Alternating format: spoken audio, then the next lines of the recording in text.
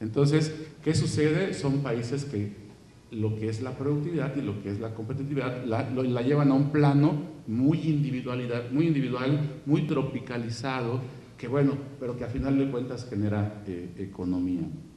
En Latinoamérica hay países que están en vías de desarrollo, hay países subdesarrollados todavía, lo que es Centroamérica, lo que es El Salvador, Nicaragua, Belice y Guatemala todavía están en un subdesarrollo que no les permite crecer. Costa Rica anda ahí punteando para ser país subdesarrollado, o en vías de desarrollo, que son tratamientos internacionales que el mundo les da para poder recibir beneficios o apoyo por parte de los organismos internacionales, como el Banco Mundial, por ejemplo. A los países subdesarrollados les regalan dinero, a los que están en vías de desarrollo se los prestan para que puedan ser rentables y competitivos. Y ese dinero, ¿dónde viene? De los países desarrollados del mundo que lo aportan para generar ese gran capital. Todo esto que tiene que ver con la productividad y la competitividad viene a afectar a nuestro país, que es lo que nos interesa, ¿no? ¿Cómo vemos los empresarios? ¿Cómo vemos en Coparmex, por ejemplo, que tenemos los índices de crecimiento económico? Tenemos el índice de competitividad nacional, que es cómo nos podemos meter al libre mercado, cómo podemos hacer negocio y cómo generar utilidad con beneficio para los trabajadores. Bueno, uno de los estudios que tenemos aquí en Coparmex es que el grave problema de nuestro país es un tema cultural. Tenemos un tema cultural que nos afecta muchísimo por la cuestión de no estamos acostumbrados a capacitarnos. Las empresas no invierten en la capacitación. Los modelos educativos que tenemos en las universidades están diseñados para generar empleados y no para generar empleadores. Son pocas las universidades en este país que tienen modelos educativos que generan líderes, que generan personas que van a ser los empleadores. No quisiéramos que hubiera puros patrones y que no hubiera trabajadores, porque tampoco sería el mercado ideal o el escenario ideal, pero desafortunadamente el modelo educativo en nuestro país está generando empleados. ¿Y qué sucede cuando se generan empleados? Bueno, pues estamos hablando de una economía en donde hay mucha oferta de mano de obra, por lo tanto el precio se vuelve muy económico. ¿Y qué pasa? Que los trabajos que conseguimos están todos mal pagados. Es una realidad que vive en nuestro país. ¿Dónde aplicamos los modelos productivos y los modelos competitivos para poder hacer economía y para poder evitar todo eso? Cuando en 1969 prácticamente, se acordarán de la matanza de Tlatelolco, famosísima en nuestro país, que es un ícono. Bueno, la matanza de Tlatelolco o el problema trágico de Tlatelolco del 2 de octubre es un parteaguas en la vida cultural de este país. En esa época el socialismo estaba imperando en el mundo y se estaba desarrollando de manera que le alarmaba y le preocupaba a los norteamericanos. ¿Y qué sucede entonces? Que empiezan a hacer crecer en las universidades públicas el socialismo, inclusive con algunas ideas comunistas. Cuba, con el comunismo implementado a través de Fidel Castro y su revolución, era un ícono en Latinoamérica o en el Caribe, por ejemplo, para permear lo que era el socialismo. Desafortunadamente, en nuestras universidades, la Universidad Veracruzana, los contemporáneos, habrá sido que el papá del licenciado Cortina o el abuelo del licenciado Cortina, ¿no?, de la Universidad Veracruzana, los de la UNAM, eran modelos educativos que crecían muchísimo, en donde los alumnos se estaban desarrollando, potencializando y estaban generándose verdaderos líderes que para el régimen político que vivíamos era un verdadero dolor de cabeza, al grado que las inconformidades, las manifestaciones, hubo que replegarlas con la muerte. ¿Pero qué pasó? Eso, bueno, al final de cuentas era una problemática social, pero si morían 5, si morían 3, iba a ser un buen escarmiento, pero ahora que estábamos generando mártires y el problema político-social iba a crecer. ¿Qué sucedió? Que el presidente en turno lo primero que hace es cita a su secretario de Educación Pública y le dice: vamos a cambiar los planes y modelos de estudios. En lugar de generar líderes de opinión, en lugar de buscar gente que tenga la cultura de leer, de la autoeducación, vamos a generar modelos educativos que sean de clase media, como sucede en los países dictatoriales, ¿no? Como que habían quitado o que se utilizó en el caso de Pinochet, el modelo educativo que implementaron en Cuba.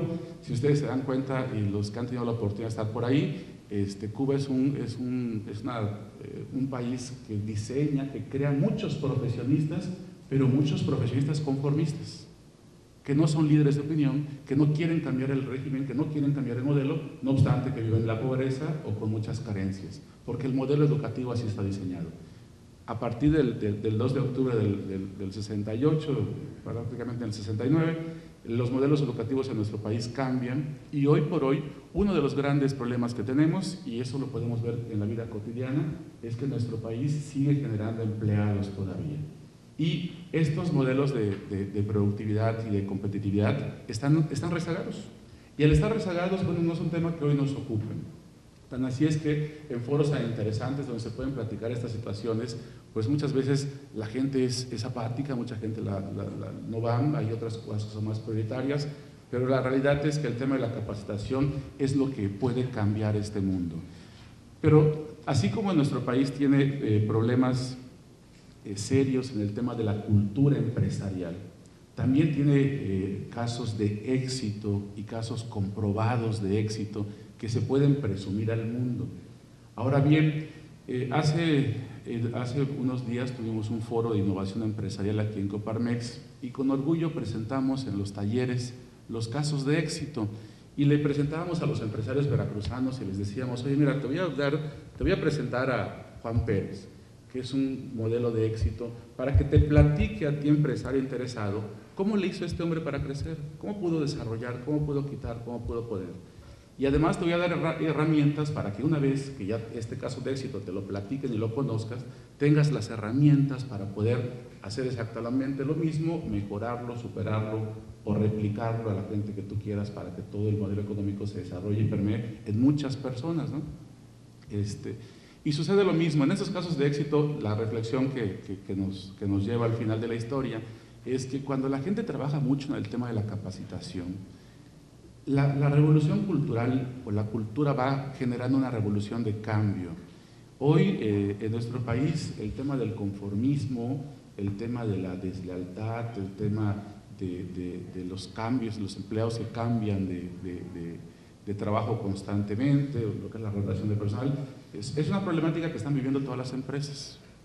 ¿Pero por qué sucede eso? Pues porque el sueldo no es bueno, porque las condiciones no son buenas, porque el jefe es un ignorante y quiere imponer una serie de reglas que no nos convienen, y al final de todo se presenta un panorama medio complicado, que así sucede en cada una de las empresas. Pero también hay empresas donde el jefe, el dueño, el patrón puede ser una persona que realmente tiene mucha capacidad y por lo tanto esa capacidad la transmite a sus empleados y se ve reflejada en los modelos económicos que implementa para generar éxito.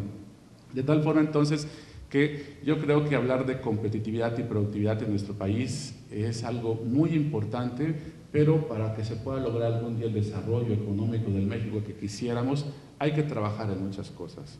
Está hoy en la Cámara de Diputados una reforma a la Ley Federal del Trabajo que tiene ciertos lineamientos muy interesantes que en Coparmex hemos analizado, y esos lineamientos interesantes tienen que ver mucho con el cambio de la cultura o el rompimiento de los paradigmas de lo que es la relación obrera patronal tradicional. Es increíble que hoy por hoy un trabajador trabaje o labore 2 días y después renuncie y al 4.º día demanda a la empresa y le pide su indemnización constitucional, ¿no? Oye, quiero mis 3 meses de salario y quiero mis 30 días quiero mis 20 días por año y quiero mi parte proporcional de vacaciones y quiero mi prima y quiero mi parte proporcional hasta de aguinaldo, ¿no? ¡Qué escenario tan terrible! Pero además de eso, la carga de la prueba es para el patrón. Que el patrón diga que no, que sí, y si el patrón no es productivo, no es competitivo y no tiene un modelo implementado, no se le ocurre hacer un contrato laboral donde defina la situación con el trabajador. Por lo tanto, se tiene que enfrentar un juicio que seguramente va a ser de 5 años, si no es que más, en donde si se descuida, le van a acumular todos los salarios caídos. Y entonces de repente al trabajador le pagaba 4,000 pesos mensuales y el abogado le va a cobrar 12,000 por llevarle el juicio. Estamos hablando de una carga ahí de 16,000 pesos por un muchacho que trabajó 2 días. Esa es la realidad de nuestra ley laboral hoy, ¿no? Eso se está buscando cambiar.